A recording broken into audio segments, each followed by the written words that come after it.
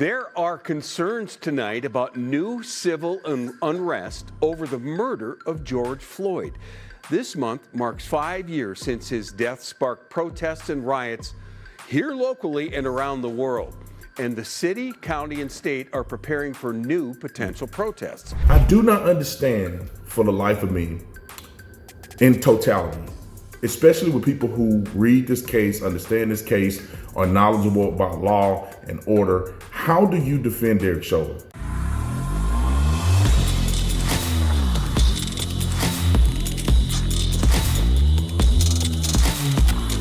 All right, ladies and gentlemen, everybody's asked me about this shirt. They love the shirt. Obviously, if you're a 2A supporter, this is a pretty cool shirt. I ain't gonna even lie. It stood out to me when we developed it, but if you want one, we got 20% off only for my YouTube people or people that hear this ad.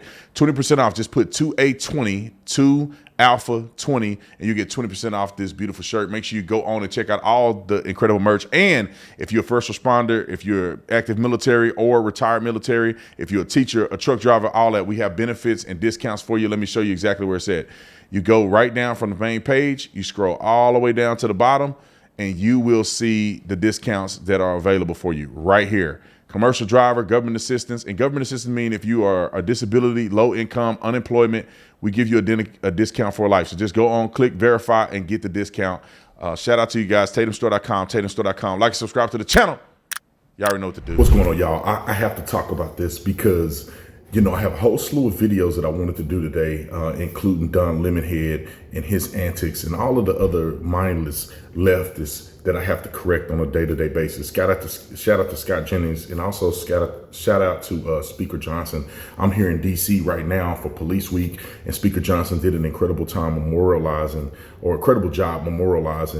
police officers that have served in the line of duty. Officer or Deputy Marshal Weeks, his family gave testimony of, you know, just their thoughts and concerns regarding the death of, it was his wife, regarding his death, her husband, who died in the line of duty, executing a warrant on a guy should have been in prison for 100,000 years before he ever made contact with police. But anyway, I just want to give a quick shout out. Now let's get into this real quick. Derek Chauvin has come up in the news again because there is a potential or a rumor that Donald Trump may pardon Derek Chauvin. There are concerns tonight about new civil unrest over the murder of George Floyd.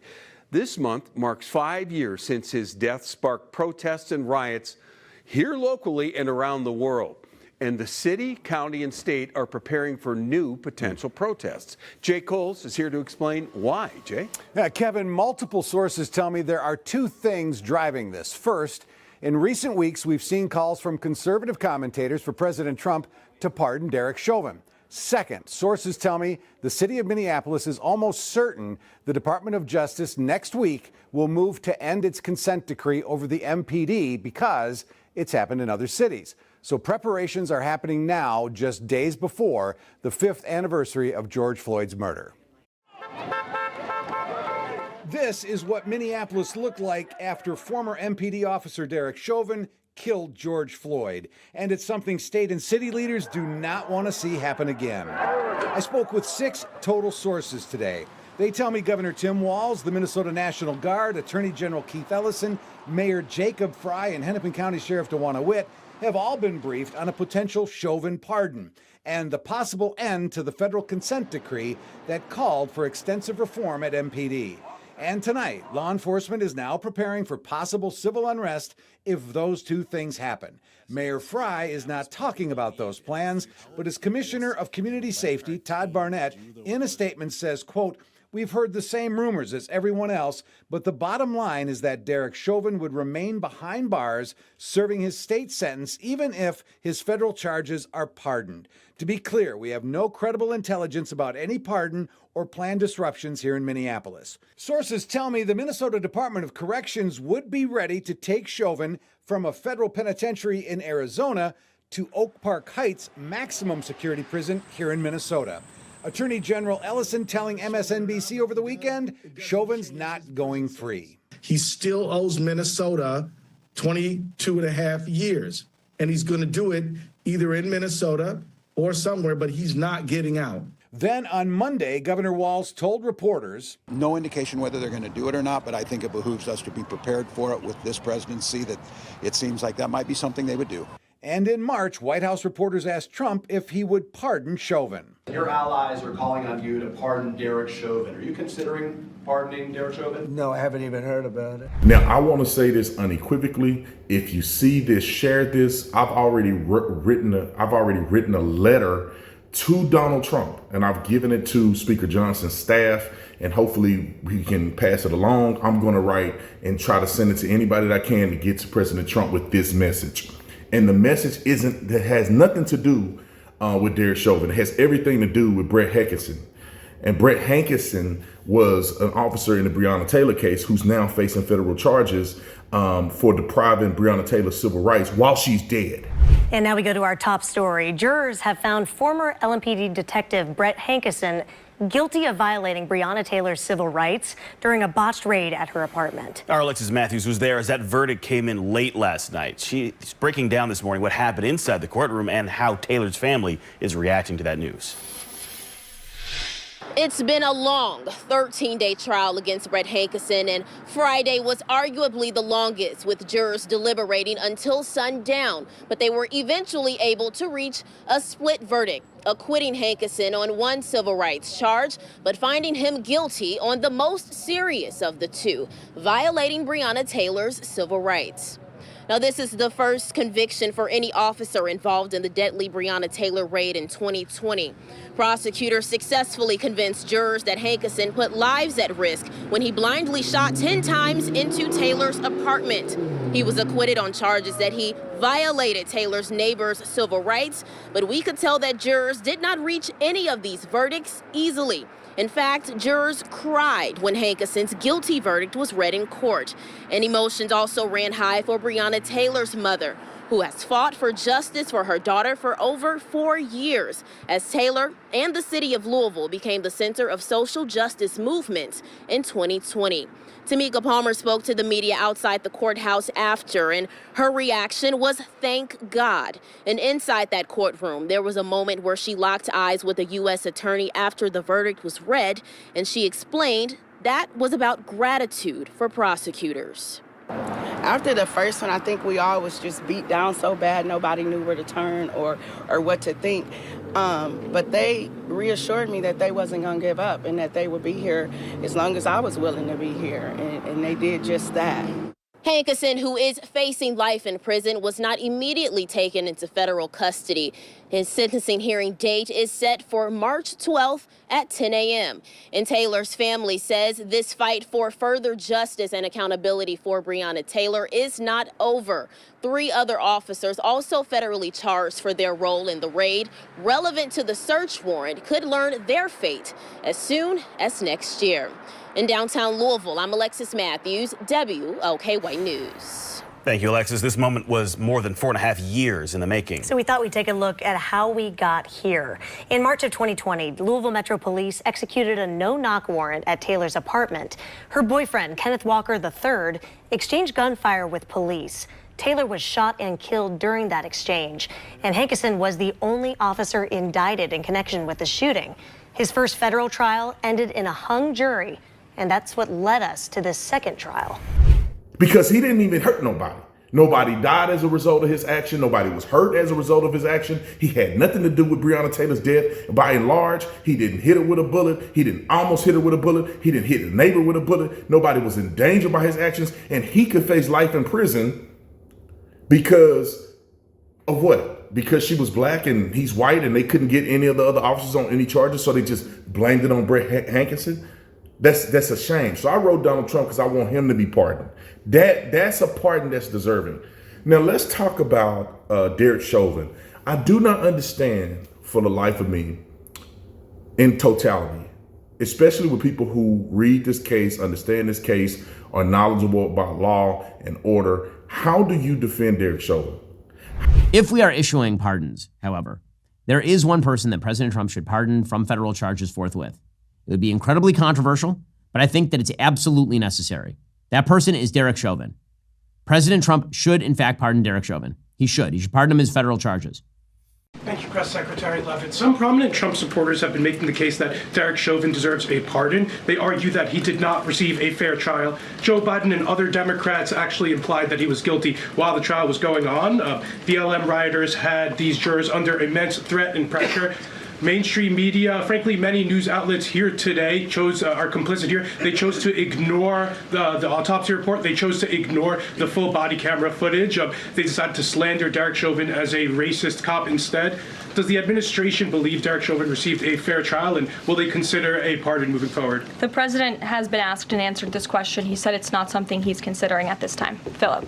Thank you. How do you request that he should be pardoned on any level at any opportune time? And the reason I say this is because you guys know I advocate for law enforcement officers. I advocate for police officers every single day of my life. And when they write, most of the time I'm covering when they write and they're accused of being wrong. But this time, obviously, because it was one of the biggest cases in the nation's history, I had to speak about my thoughts, even when I thought the cop was wrong. I think Derek Chauvin was wrong. Derek Chauvin's actions were selfish, they were negligent, and they hurt a lot of people. Yeah, was the kneeling on the neck department protocol? In part, yes. They do teach you to kneel on the neck, but just because they teach you to kneel on the neck don't mean you should be excessive. In my department, you can put a person in a chokehold if it's life and death situation, but you can't do it. The policy is appropriate, but you can't do it because you're mad at somebody. You can't hold them for 10 minutes in a chokehold. It's only an action to subdue somebody if you're in a deadly force situation.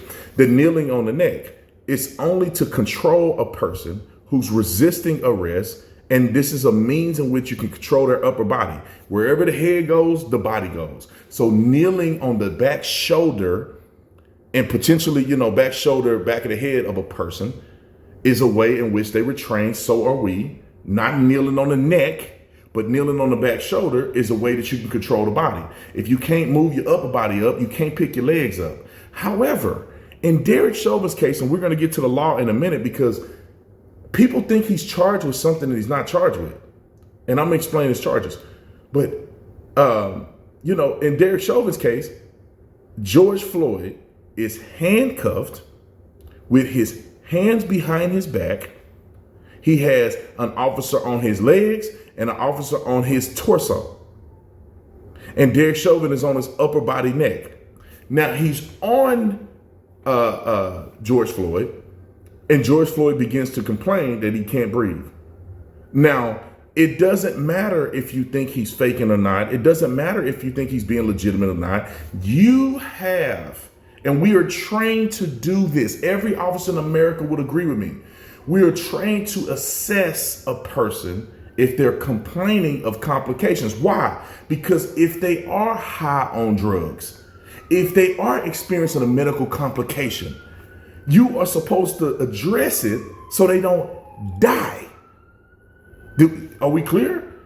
You can put your knee on a person's neck. They could be going through an overdose. But if you don't give an effort to attend to them, put them in a recovery position, render aid, which we're taught to do every academy across the country, then you're going to find yourself in a whole bunch of that you shouldn't be in. Let's talk about the charges real quick, because I think people are thinking that Derek Chauvin is charged with intentionally killing George Floyd, because a lot of people are making an argument, well, he didn't die from an overdose. He died from an overdose. Well, they're not charging him with intentionally killing George Floyd. They're charging him with unintentionally killing George Floyd. Let's talk about the charges. Second degree unintentional murder, which is Minnesota statute, if you want to look it up, 609.19, subsection 2, and also 1. Subsection 2, the first line, okay? It says the definition of the charge, second degree unintentional murder, is causing the death of another person without intent to kill while committing or attempting to commit another felony. And I'll talk about the other felony here.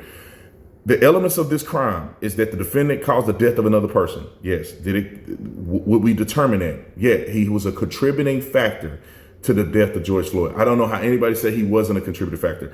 It is not even close, in my opinion, to say that if you look at the situation, you say, if Derek Chauvin hadn't had George Floyd in that position, would George Floyd still be alive? It's a good possibility he would, because why? His body wouldn't have gone through the stress of resisting arrest and none of that stuff, and which caused him to go down to a fatal cardiac incident. And then Chauvin didn't even get off of him after he passed away and died and peed himself. He still stood on him. He never showed any signs of trying to help the guy. All right, let's continue.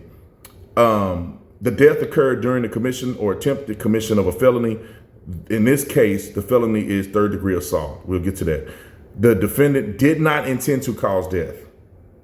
So Derek Chauvin didn't have to intend to kill him, meaning that he didn't want to kill him. He wasn't trying to kill him, but he was negligent and it caused his death. Third-degree murder. Minnesota statute 609.195 subsection A. Causing the death of another person pertaining to an act eminently dangerous to others or in evincing a deprived mind without regard for human life. Okay? The defendant caused the death of another person.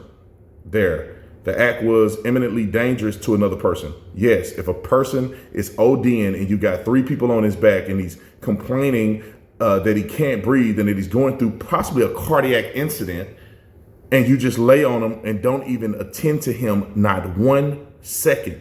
You don't look at him, you don't talk to him, you don't assess whether or not he's actually going through a cardiac incident. You meet the description here in this subsection. The act was committed with the deprived mind without regard for human life. That means that since the fact he didn't even check on George Floyd, they considered him to have a deprived mind. This is why he lost in court. If he had done one thing, he would not have gone to jail. If George Floyd had made a complaint and he said, hey, y'all, get up. Let's roll him into a recovery position. And if he started resisting, we just get back on him. But everybody in the world will see him resist. Everybody in the world will see the reason why they had to get back on him the way they did. But you roll him into a recovery position. If he begins to die after you've made an effort to put him in a recovery position and even maybe start conducting CPR if he goes unconscious, you will never go to jail for this. But because he did nothing, he didn't even look at George Floyd, is the reason how he got in trouble. The defendant did not intend to cause death, right? So both of those charges, you do not have to have intent to cause death. Okay. The prosecution contended that Chauvin a prolonged resistance of Floyd, despite clear signs of distress, demonstrating the deprived mind regarding human life. Let's do the other note because I didn't show you guys the note of second-degree murder, which is the first charge. Prosecutors argued that Chauvin's act of kneeling on Floyd's neck constituted felony assault, leading to Floyd's death, even though there were no intent to kill. There was no intent to kill. All right, let's go to the next one. Second-degree manslaughter. Negligent cause. I don't want to give the code. You can look it up. Negligent cause of the death of another by creating an unreasonable risk and consciously taking chances of causing death or great bodily harm. Okay? What are the elements of crime here? The defendant created an unreasonable risk, which is unreasonable to kneel on somebody and have 2 or 3 officers on a guy whose hands are behind his back, who you know is already a crackhead, a drug user. Okay? The defendant consciously took chances of causing death or great bodily injury. That means that when a man is saying, I can't breathe, that's showing signs of distress, and you are taking a chance and hoping that he's joking or hoping that he's unserious, you're falling in the statute. The defendant's negligence resulted in another person's death. That's what it is. The prosecution said that Chauvin failed to respond to Floyd's plea and his continued use of force were present as evidence of culpable negligence. That means that he's consciously aware of what he was doing. Now, Donald Trump, and this is the part where everybody's talking about, he's already found guilty. Trump cannot pardon him on the charges that I just explained. The pardoning charges are the federal charges of violating George Floyd's civil rights. Now, Chauvin pled guilty to this charge. It's not that they found him guilty in the court after he articulated why he's innocent. Chauvin was found guilty, or no, he pled guilty. So therefore, why are we gonna attempt to pardon somebody who already admitted to guilt? And I do think in part, if he's guilty of all these charges on the state level, then he is guilty of depriving George Floyd's civil rights. It's a no-brainer. And this is why I think it's absolutely ridiculous for Trump to even consider pardoning Chauvin. Chauvin is not the person. Brett Hankison is the person, right? That means a man was on the scene executing a warrant in good faith, and as soon as they breached the door, the suspect inside began to shoot and shot Sergeant Manley. He goes down in the doorway with a leg wound. They return fire. Brett returns fire to defend his officers and their safety. Nobody took a bullet. Nobody was hit. Nobody was injured. Nobody was hurt. Now, how are they articulating that he violated someone's civil rights? How are they articulating that? Breonna Taylor was dead. You can't violate the civil rights of a dead person.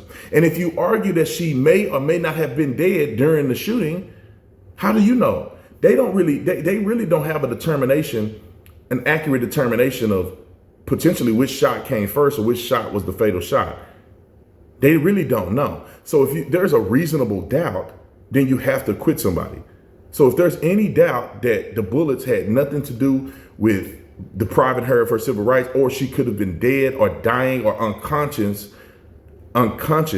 while he's shooting in the house, then they have to acquit the man. So Donald Trump should pardon him, not Derek Chauvin, 100%. And I know that people are going to be mad at me for saying this. Some of y'all are going to be mad at me for saying it. These two things can be true at the same time. Ultimately, he died from an overdose. That could be true.